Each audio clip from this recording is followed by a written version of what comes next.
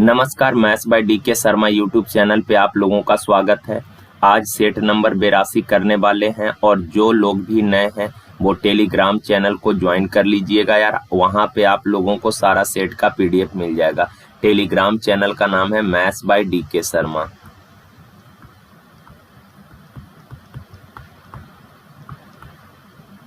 तो यहाँ पे जाके चैनल को ज्वाइन कर लेना है, ओके ना।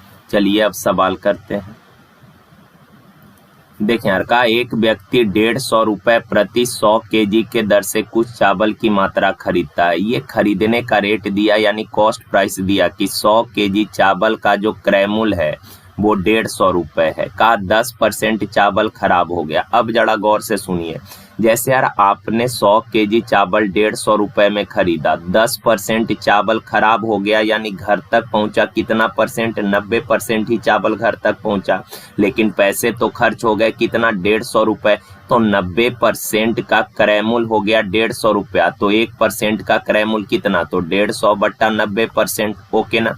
1% का कॉस्ट प्राइस है इतना, 1% का कॉस्ट प्राइस इतना। अब कहा कि 20% अधिक पाने के लिए कितना में बेचना होगा, 20% अधिक पाने के लिए 120 बट्टा 100 में बेचना होगा। अब बट्टा वाला 100 जरा गौर से देखिए, क्या ये ऊपर चला जाएगा, बट्टा वाला 100 ऊपर जाएगा तो 100 से ये 100 कैंसिल हो जाएगा। 0 से 0, 3 तिया 9, 3 पचे 15, 3 चौक 12, 40 पचे 200, ऑप्शन ए। देखें का यार tan theta minus cot theta का वैल्यू निकालना है। एक तो तरीका है कि आप एंगल कुछ भी लेके सवाल को सॉल्व कर सकते हैं, दूसरा तरीका है ट्रिपलेट से भी आप इस सवाल को कर सकते हैं, और तीसरा जो बेसिक तरीका है उससे। तो बेसिक ही करना ज्यादा आसान है। tan कॉट का वैल्यू पूछा है और जो ऑप्शन दिया सब साइन कॉस के फॉर्म में है। तो आपको पता है कि सर tan थीटा होता है साइन थीटा बट्टा कॉस थीटा, कॉट होता है cos theta minus sine theta.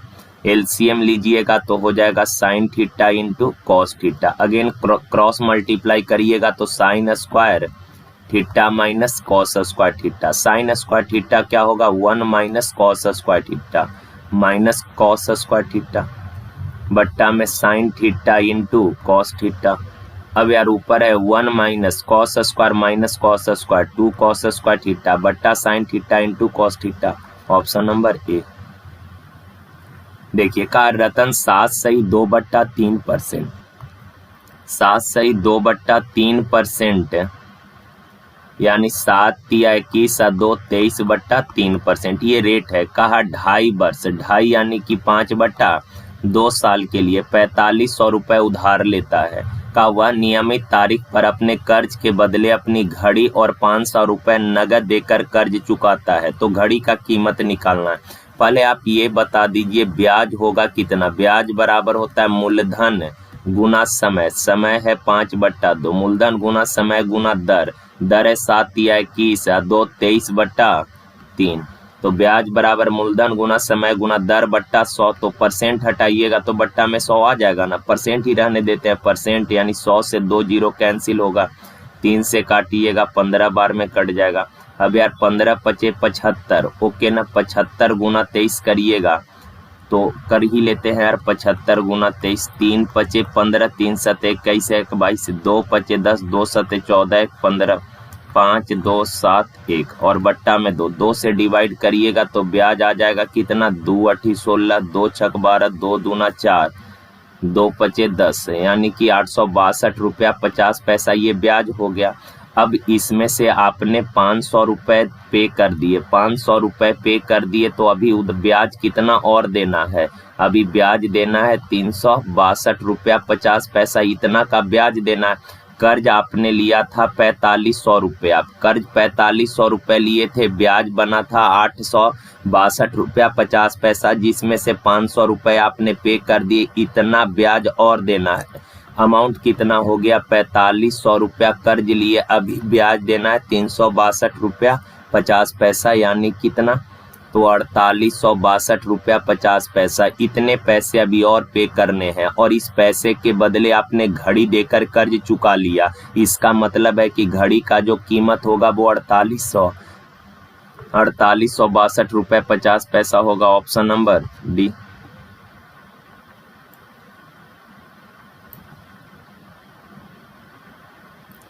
देखें का एक शिविर में 280 लोगों के लिए 30 दिन हेतु पर्याप्त खाद्य सामग्री है। का 26 दिन बाद 200 लोग अपने घरों को लौट गए। 26 दिन बाद न 200 लोग गए हैं, इसका मतलब 26 दिन तक तो सबने भोजन किया। का 280 लोगों के लिए 30 दिन का भोजन था। 26 दिन के बाद 200 लोग चले गए, यानी 26 दिन तक सबने भोजन कर लिया।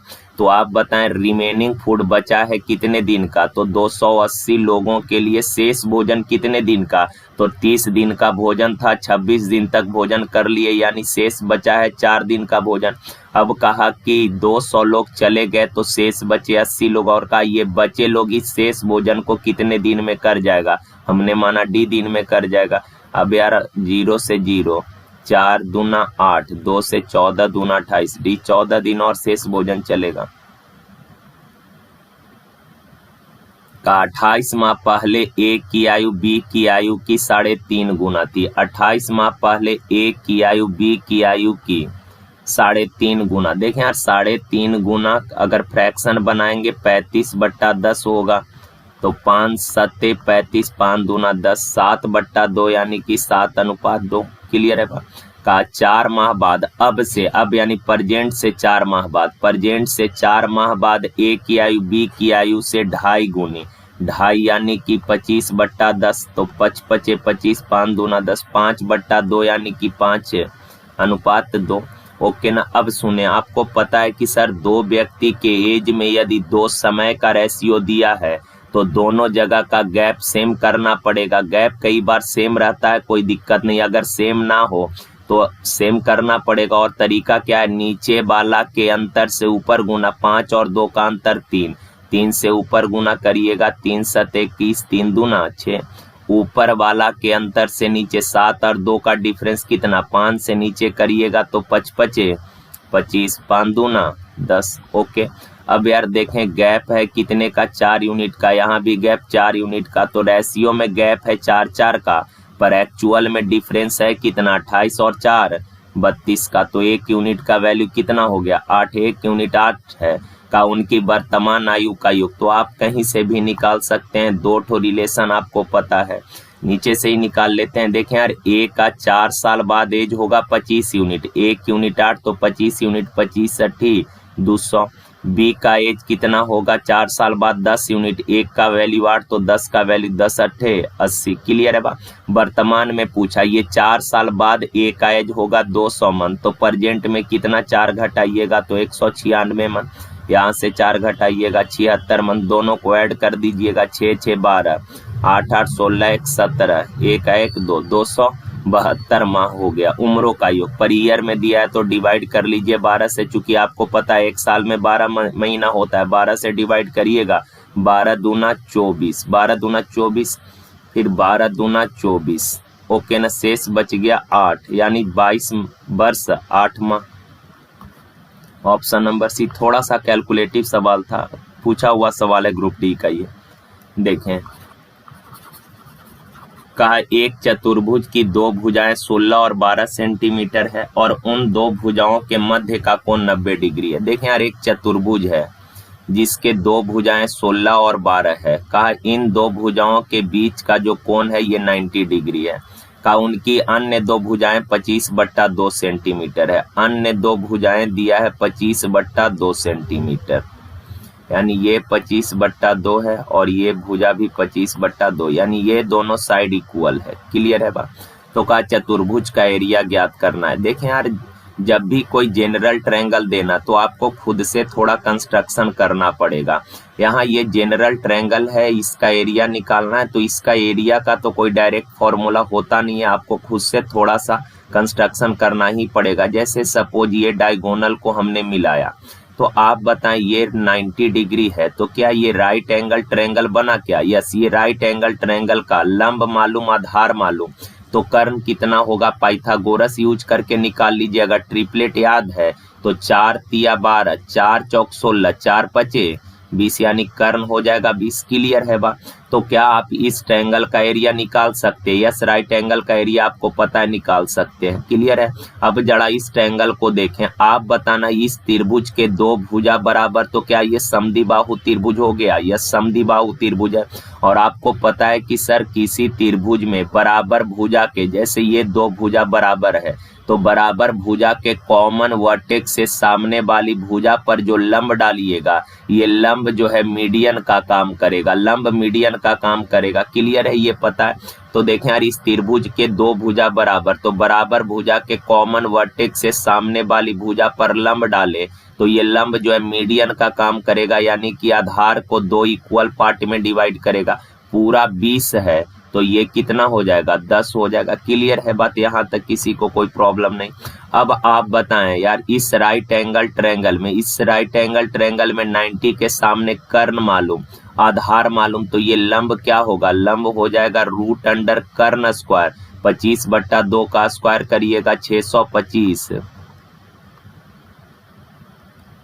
600, अरे यार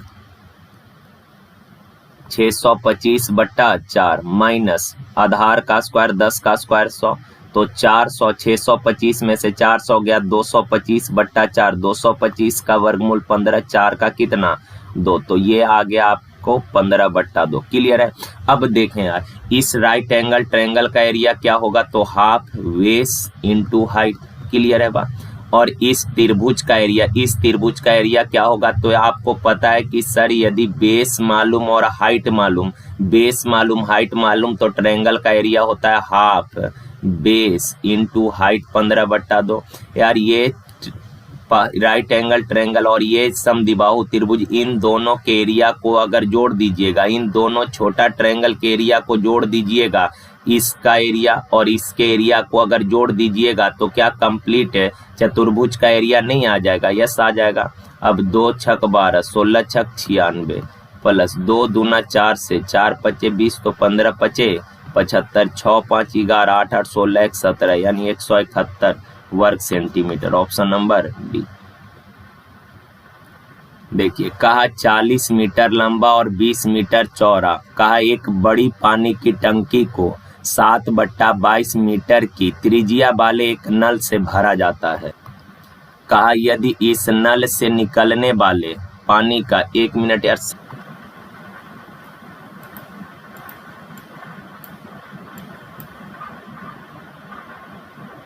का गति 22/7 मीटर पर सेकेंड है और 1 घंटे पानी भरा जाता है, तो टंकी में पानी का ऊंचाई निकालना है। देखिए, अच्छा सवाल।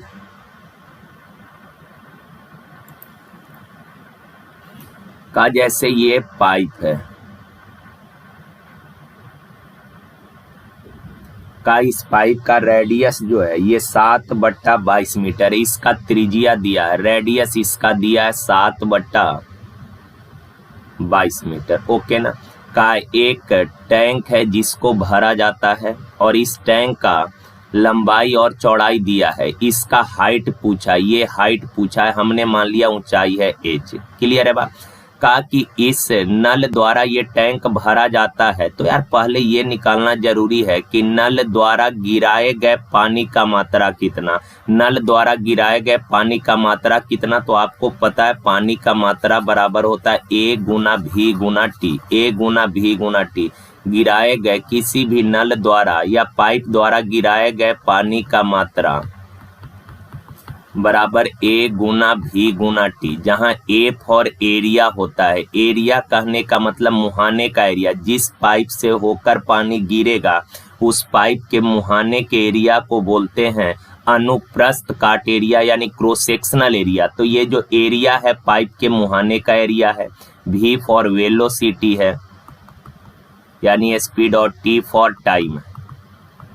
ओके ना। तो आप बताएं, अगर पाइप का रेडियस दिया है, इसका मतलब पाइप का मुहाना वृत्ताकार होगा। पाइप का रेडियस 7/22 है, तो पाइप का मुहाना कितना होगा? वृत्ताकार होगा। तो वृत्त का एरिया क्या होगा? पाई आर स्क्वायर, पाई यानी कि 22/7 आर स्क्वायर, रेडियस 7/22 है तो 7/22 का स्क्वायर यानी 2 बार गुना।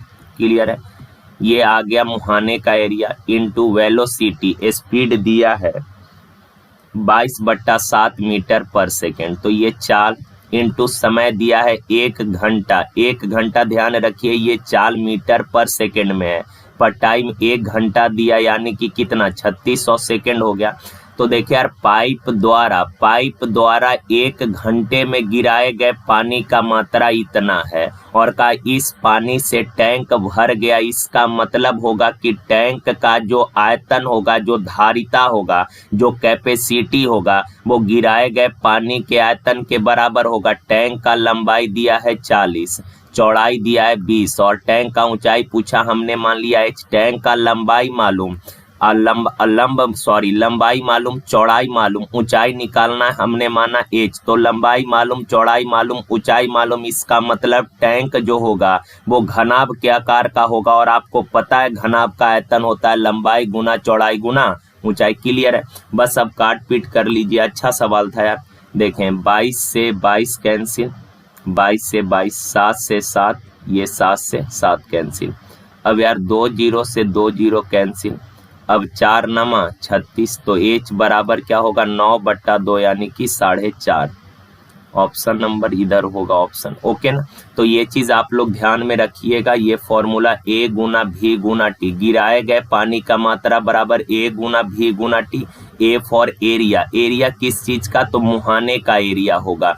V for velocity, T for time. तो कहा क्या कि 7/22 मीटर त्रिज्या वाले नल से का एक टैंक को भरा जाता है। तो 1 घंटे में टैंक भर गया, तो टैंक का ऊंचाई पूछा है। तो यार पहले ये जान लेते हैं कि 1 घंटे में गिराए गए पानी का मात्रा कितना। तो AVT, A फॉर एरिया, यानी कि अगर पाइप का रेडियस मालूम है, इसका मतलब हुआ कि पाइप का मुहाना वृत्ताकार होगा, यानी वृत्त का एरिया πr² इंटू वेलोसिटी दिया है टाइम 1 घंटा, यानी 3600 सेकेंड। और ये जितना पानी 1 घंटा में गिराएगा का इस पानी से टैंक भर गया, यानी कि टैंक के आयतन के बराबर हो जाएगा ये पानी का वॉल्यूम। तो टैंक का लंबाई मालूम, चौड़ाई मालूम, ऊंचाई मालूम है, तो टैंक घनाभ के आकार का होगा, और घनाभ का आयतन होता है लंबाई गुना चौड़ाई गुना ऊंचाई। क्लियर है? अच्छा सवाल था। 1-2 बार लैंग्वेज पढ़ के आप लोग खुद से कर लीजिएगा।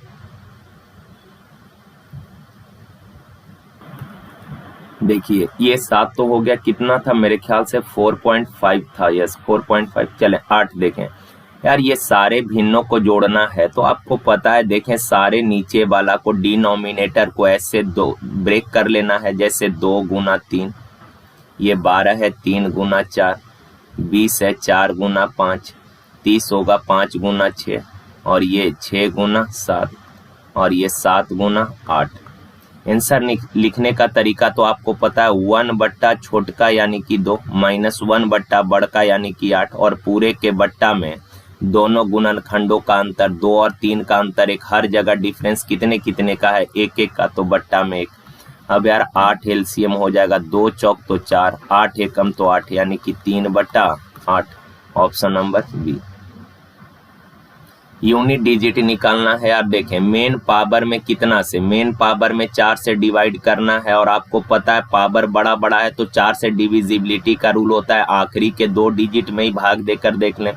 तो 32 में भाग देंगे तो 32 4 से पूरा पूरा कटेगा, शेष 0 बचेगा, तो पावर में 4 गुना 4 के पावर इवन नंबर, ध्यान रखिए 4 के पावर इवन नंबर है तो यूनिट डिजिट 6, और 5 के पावर कुछ भी तो 5, 3 के पावर 4 81 का 1, 6 गुना 5, तो 6 5 30 0। Option B.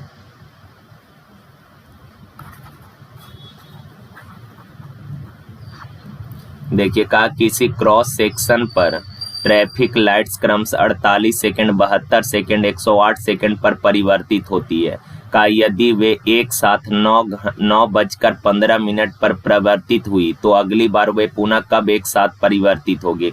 तो यार दिए गए समयों का एलसीएम निकाल लीजिएगा। एलसीएम जो आएगा उसको टाइम में ऐड कर लेंगे। आप लोग ये सवाल तो कम से कम कर ही लेंगे, अगर नहीं कर पाएंगे तो देखिए कर लेते हैं।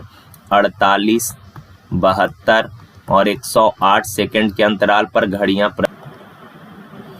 देखिए यार इन सबों का एलसीएम निकालिएगा तो इन सबों का एलसीएम आ जाएगा कितना? 432 सेकंड। 432 सेकंड, 432 सेकंड यानी कितना मिनट हो जाएगा? अगर 60 से डिवाइड करिएगा 7 6 सत्ते 42, 7 मिनट यानी 420 सेकंड, 420 सेकंड और 12 420 सेकंड और 12 432 हो जाएगा, यानी 7 मिनट 12 सेकंड। कहा 9:15 पर एक साथ बदली थी, दोबारा 7 मिनट 12 सेकंड के बाद बजेगी, तो 9 15 7 22 और 12 9:22 12 सेकंड, 9 22 12 ऑप्शन नंबर ए।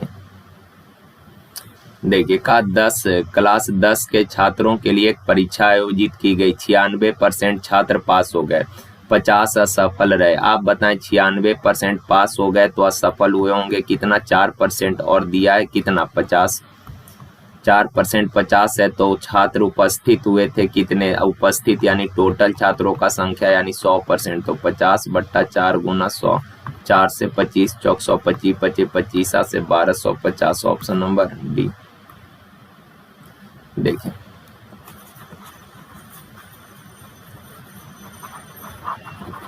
का पी और क्यू एक काम को 12 और 16 दिन में कर सकता है, पी 12 दिन में, क्यू 16 दिन में। 12 16 का एलसीएम कितना 48, 12 चौक 48, 16 तिया 48, क्लियर है।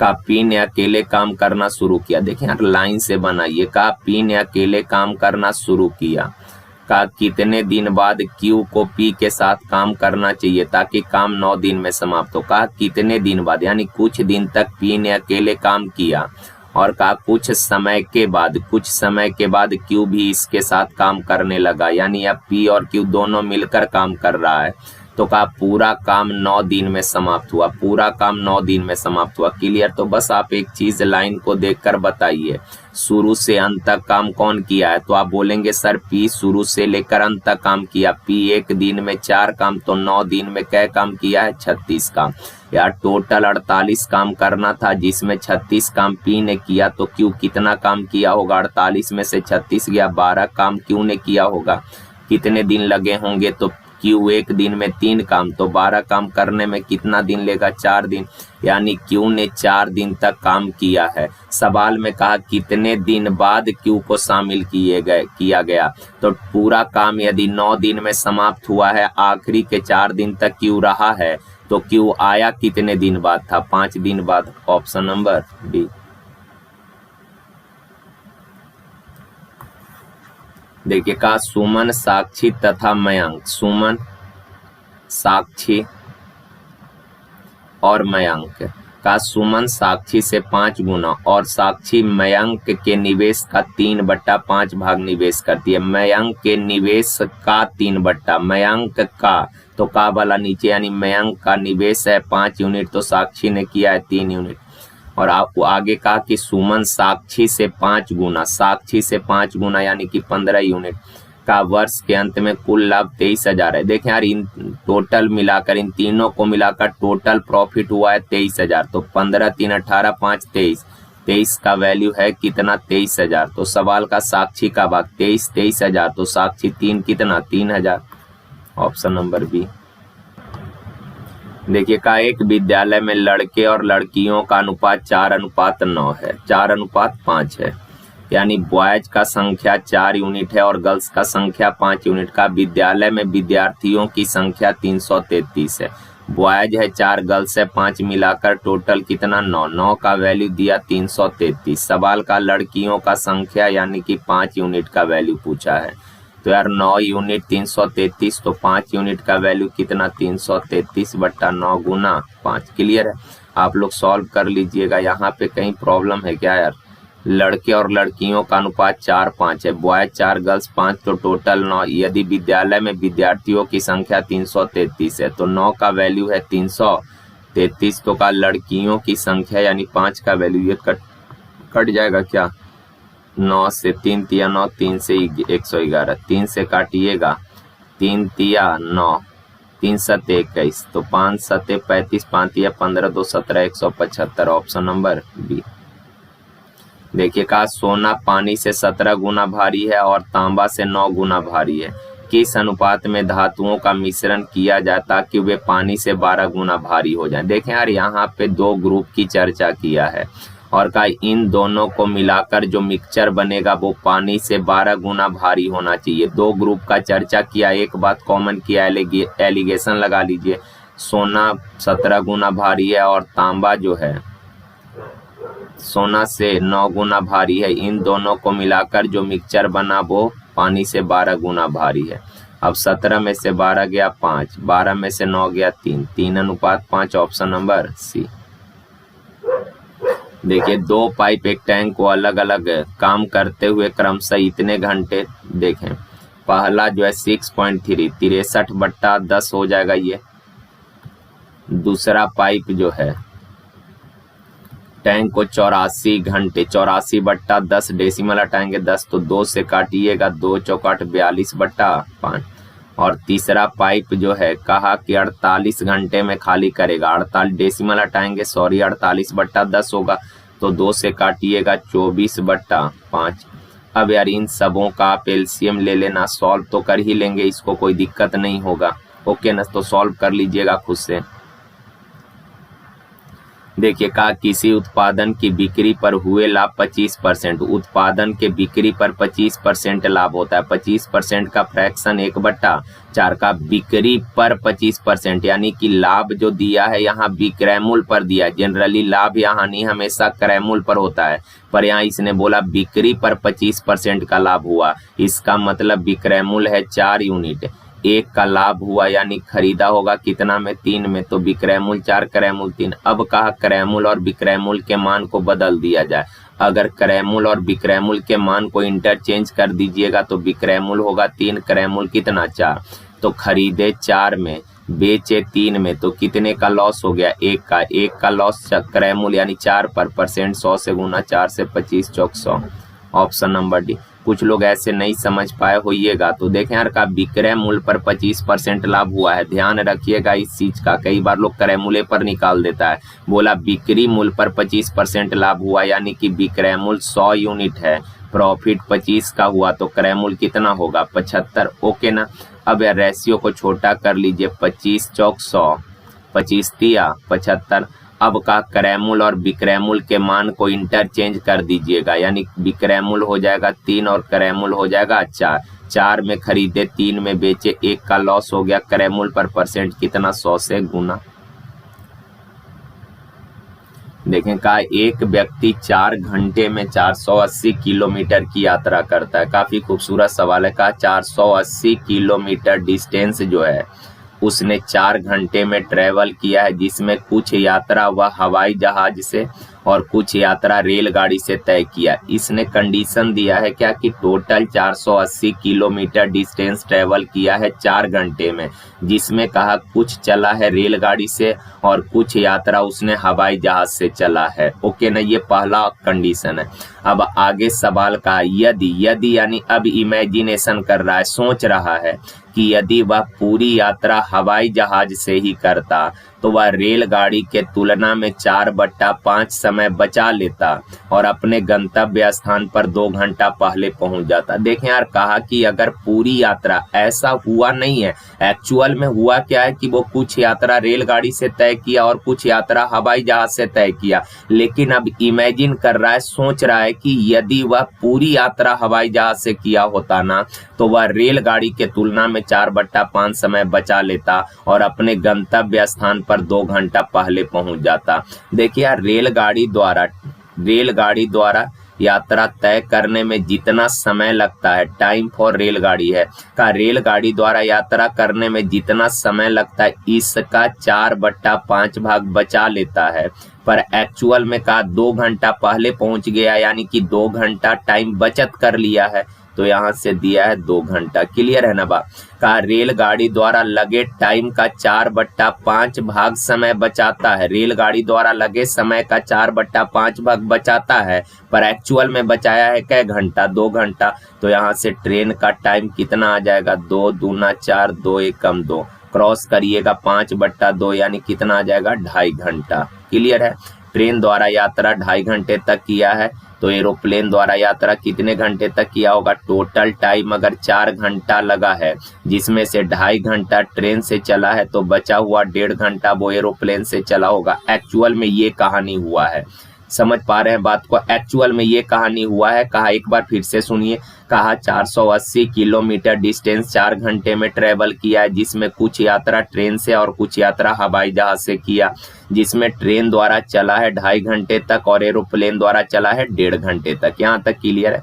अब सवाल में कह रहा है यार, इमेजिन कर रहा है कि अगर पूरी यात्रा वो हवाई जहाज से करता ना, तो रेलगाड़ी के तुलना में 4/5 समय बचा लेता और अपने डेस्टिनेशन पे 2 घंटा पहले ही पहुंच जाता है। देखें, अगर ट्रेन और हवाई जहाज से यात्रा करता तो टाइम लगता कै घंटा? 4 घंटा। लेकिन अगर पूरी यात्रा एरोप्लेन से करता तो 2 घंटा पहले पहुंच जाता। यानी कि एरोप्लेन द्वारा लगा समय कितना होता? 4 - 2, यानी कि 2 घंटे टाइम लगते। क्लियर है ना बात? ऐसा एक्चुअल में हुआ नहीं है। वो 2 घंटा में नहीं पहुंचा है, एरोप्लेन द्वारा उसने चला है 1.5 घंटे तक। लेकिन इमेजिन कर रहा है कि अगर पूरी यात्रा एरोप्लेन से करता तो कहा 2 घंटा पहले अपने डेस्टिनेशन पे पहुंच जाता। यानी कि समय एक्चुअल में लगता है कितना? तो टोटल 4 घंटा लगा, लेकिन अगर पूरी यात्रा एरोप्लेन से करता तो 2 घंटा बचा लेता, यानी 2 घंटा में ही डेस्टिनेशन पे पहुंच जाता। तो टाइम ऑफ एरोप्लेन आ गया। तो अब एरोप्लेन का स्पीड निकाल लीजिए। तो एरोप्लेन का स्पीड कितना? 480 किलोमीटर 2 घंटा में, तो चाल हो जाएगा कितना? 240 किलोमीटर पर आवर। एरोप्लेन का स्पीड पता कर गए। का रेलगाड़ी से यात्रा करके तय की गई दूरी, रेलगाड़ी से यात्रा तय करके तय की गई दूरी। तो देखें यार, एरोप्लेन से चला है 1.5 घंटे तक, एरोप्लेन का चाल है 240 किलोमीटर पर आवर। तो एरोप्लेन से कितना दूरी तय किया? तो दूरी बराबर चाल गुना समय, चाल गुना समय। अगर गुना करिएगा, गुना करेंगे तो मेरे ख्याल से 360 किलोमीटर आएगा। ओके ना? यानी कि एरोप्लेन से उसने 360 किलोमीटर डिस्टेंस ट्रेवल किया है। तो रेलगाड़ी से कितना डिस्टेंस ट्रेवल किया है? तो टोटल 480 में से 360 एरोप्लेन से गया, तो शेष 120 किलोमीटर उसने गया होगा किससे? ट्रेन से। क्लियर है? तो ऑप्शन नंबर बी आंसर हो जाएगा। सवाल थोड़ा अच्छा है, आप लोगों को कम थोड़ा समझ में आया होगा। जिनका थोड़ा बेसिक डाउन हो तो आप 2-3 बार यार इसको अच्छे से पढ़िएगा लैंग्वेज, और 2-3 बार सवाल को कर लीजिएगा। और पिछला सेट में भी एक सवाल ऐसा था, सेम सवाल है, बस डाटा चेंज है वहाँ। ये दोनों ग्रुप डी का पूछा हुआ सवाल है, तो आप लोग इसको थोड़ा अच्छे से कर लीजिएगा। पिछला सेट 1 होगा, टेलीग्राम पे डल गया है। सेट 1 नहीं, वो सेट 81 है, ध्यान रखिएगा। तो उसमें एक सवाल ऐसा दिया हुआ है, तो उसको भी आप लोग कर लीजिएगा खुद से। ओके, चलिए आगे देखिए। कहा कि 30 मीटर लंबा 22 मीटर चौड़ा एक आयताकार पार्क में 2 मीटर चौड़े 2 फुटपाथ हैं। का एक उत्तर से दक्षिण और दूसरा पूरब से पश्चिम, और वे दोनों एक दूसरे को पार्क के मध्य में काटते हैं। यदि मार्ग बनाने की लागत 15 रुपया प्रति मीटर है, तो मार्ग निर्माण की कुल लागत की गणना कीजिए। देखें, आपको हमने पहले भी कराया है रास्ते का क्षेत्रफल, रास्ते का एरिया। और जो लोग नहीं देख पाए थे उस वीडियो को, तो आप लोग जाके मेंसुरेशन का एक वीडियो है क्वाड्रिलेटरल का, वहां पे देख लीजिएगा। हमने बता रखा है कि रास्ता यदि लंबाई के पैरेलल होगा तो रास्ते का एरिया क्या होगा, यदि रास्ता चौड़ाई के पैरेलल होगा तो रास्ते का एरिया क्या होगा। और तीसरा कंडीशन था, यदि रास्ता जो है, रास्ता लंबाई के पैरेलल और चौड़ाई के पैरेलल है, यानी 2 रास्ता है, तो इस रास्ते का एरिया क्या होगा। ये निकालने का तरीका हमने बता दिया। रास्ते का एरिया होता है x × l + b - x, जहाँ x है रास्ते का चौड़ाई। तो रास्ते का चौड़ाई दिया है कितना? 2, लंबाई है 30, चौड़ाई है 22, तो 30 और 22 कितना? 55, अब -2, तो 2 × 53 हो गया कितना? 2 × 3 = 6, 2 × 5 = 10, 106 वर्ग मीटर। ये रास्ते का एरिया आ गया। अब बोला खर्च बताइए, 15 रुपया प्रति वर्ग मीटर। 1 वर्ग मीटर का खर्च 15 रुपया, तो 106 वर्ग मीटर का खर्च कितना हो जाएगा? तो 15 × 6 = 90, 15 एकम 15, 1590 रुपया। ऑप्शन नंबर तो कोई है ही नहीं यार। देख लीजिएगा कैलकुलेशन सही हुआ है ना? 2, 30 और 22 52 है ना यार, ये 52 है। तो 52 में से 2 गया, कितना हो जाएगा? 50, 50 दूना 100, तो ये 100 है। 15, 1 वर्ग मीटर का खर्चा है 15 रुपया, तो 100 वर्ग मीटर का खर्च कितना हो जाएगा? 1500 रुपया। Option number D. देखें, इसका वैल्यू निकालना है। ओके यार, देखें x प्लस बाई 1 दिया, एक इक्वेशन है, दो वेरिएबल है। आपको पता है कि सर जितने इक्वेशन होगा उतने वेरिएबल का आप मान निकाल सकते हैं, पर यहाँ एक इक्वेशन दो वेरिएबल है, तो एक इक्वेशन से एक ही वेरिएबल का मान निकाल पाइएगा। तो एक को कांस्टेंट कर लीजिए, एक को कांस्टेंट कर लीजिए, दूसरा को जो मर्जी वो मान लीजिए। तो बाई को मान लेते हैं 0, तो x का वैल्यू कितना हो जाएगा, 1 हो जाएगा। क्लियर है? तो बाई 0 तो ये 0 हो गया, बाई 0 तो ये भी 0 हो गया। x 1 का क्यू 1 माइनस 1 कितना, 0। Option number A.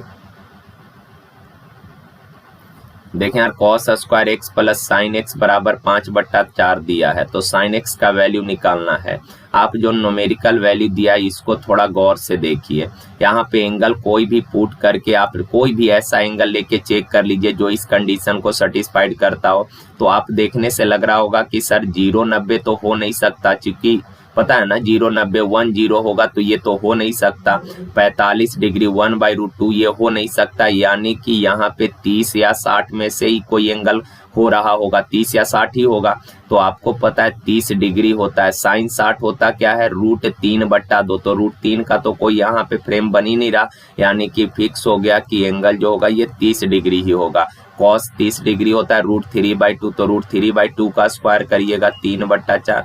साइन 30 होता है 1/2। ओके ना, एलसीएम 4, तो 3 + 2 5/4। कंडीशन को सेटिस्फाइड कर दिया, यानी कि यहाँ पे एंगल है कितना, 30। अब sine 30 degree 1/2, option number B. देखें, त्रिभुज के तीनों शीर्षों का कोऑर्डिनेट दिया, त्रिभुज का एरिया निकालना है। तो फॉर्मूला तो पता ही है, त्रिभुज का एरिया होता है half x1 × /2 - /3 plus x2 /3 - /1 plus x3 /1 - /2। Okay ना, तो यहाँ पे आप वैल्यू पुट कर दीजिएगा, हो जाएगा। ध्यान रखिएगा 1 2 3 2 3 1 3 1 2 ऑर्डर ध्यान रखना है, जैसे 1 2 3 फिर अगेन 2 3 1 फिर अगेन 3 1 2, ये ऑर्डर ध्यान रखिएगा, याद रहेगा, नहीं तो ऐसे रटेंगे भूलते जाएंगे, कंफ्यूजन भी होगा। देखिए का AB और CD वृत्त के केंद्र के विपरीत किनारों पर दो समानांतर ज्या यानी जीवा है। देखें यार, एक जीवा AB है ये, और का केंद्र के अपोजिट डायरेक्शन में ये दूसरा जीवा CD। क्लियर है? का AB का लंबाई 10 है। आप बताएं यार, आपको पता है केंद्र से जीवा पर जो लंब डालिएगा, ये लंब जीवा को 2 इक्वल पार्ट में डिवाइड करेगा। पूरा 10 है तो ये 5 और ये भी 5।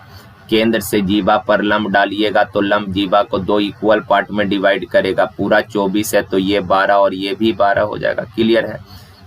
अब आगे सवाल में कहा कि वृत्त का रेडियस 13 है। सुनिए ना, केंद्र से परिधि को मिलाइएगा तो ये रेडियस दिया है कितना, 13। तो इस राइट एंगल में 5 13, तो ये कितना हो जाएगा, 12। केंद्र से परिधि को मिलाइएगा तो ये रेडियस होगा, दिया है 13, तो 12 है, ये 13 है, तो ये कितना हो जाएगा, 5 हो जाएगा। तो पूरा जीवा का कहा कि जीवा के बीच का दूरी कितना, तो 12 + 5 17, ऑप्शन बी। और ऐसे इसको करने का तरीका क्या है कि जीवा का लंबाई अगर दिया है, जीवा का लंबाई दिया है तो लंबाई को आधा आधा कर दीजिए, लंबाई को आधा आधा कर दीजिए।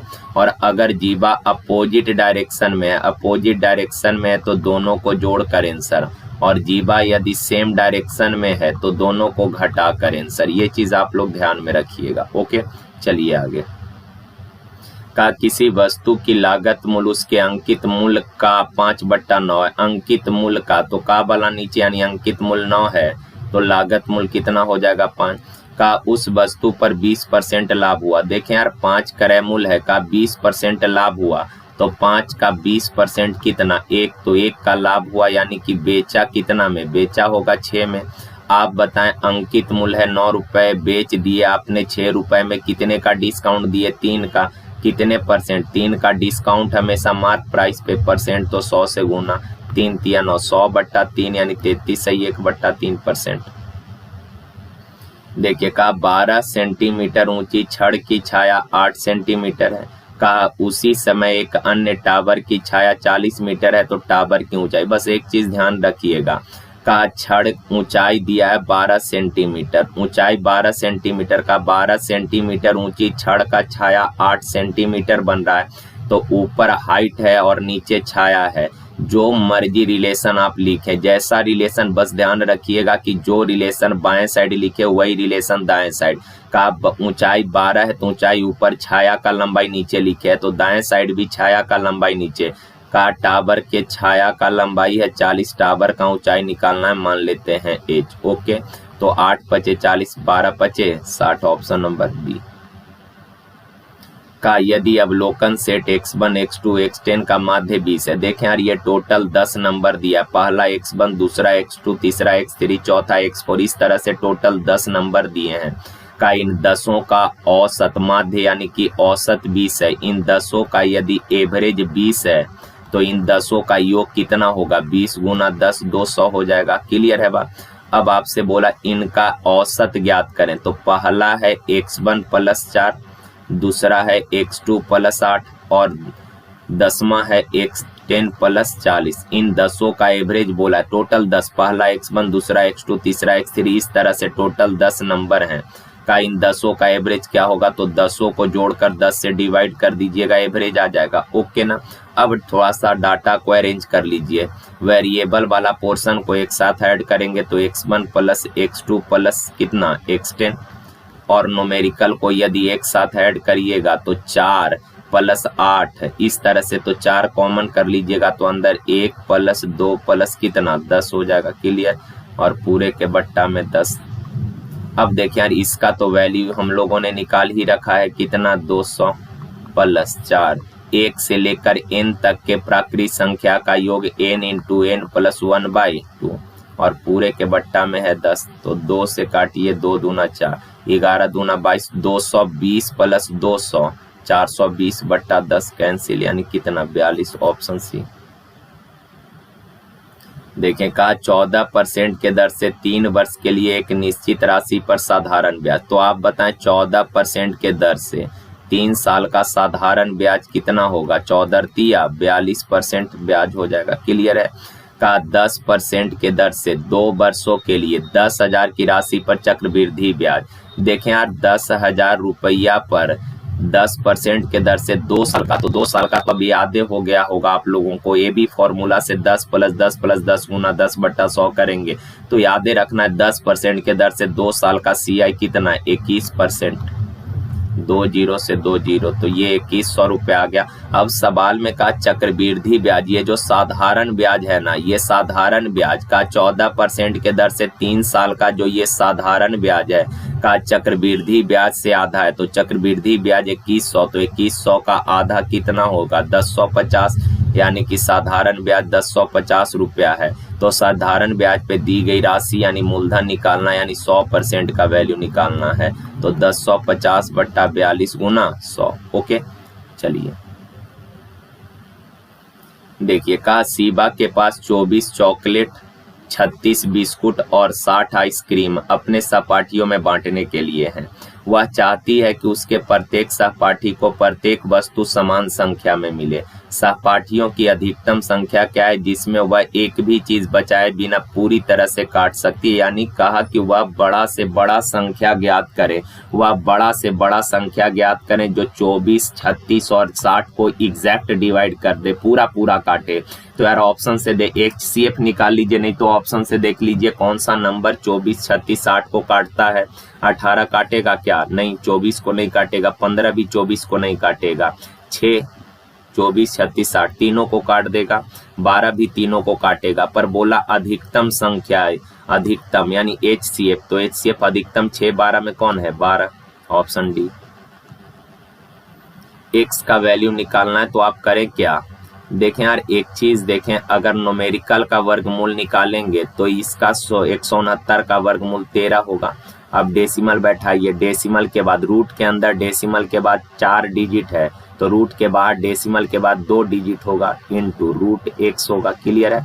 1.3 डेसिमल हटाइएगा बट्टा में 10, यहाँ से डेसिमल हटाइएगा बट्टा में 100, 1 0 से 1 0 कैंसिल, 13 से 13 कैंसिल, तो रूट x बराबर क्रॉस करिएगा 10, तो x बराबर कितना, 10 का स्क्वायर 100, ऑप्शन नंबर बी।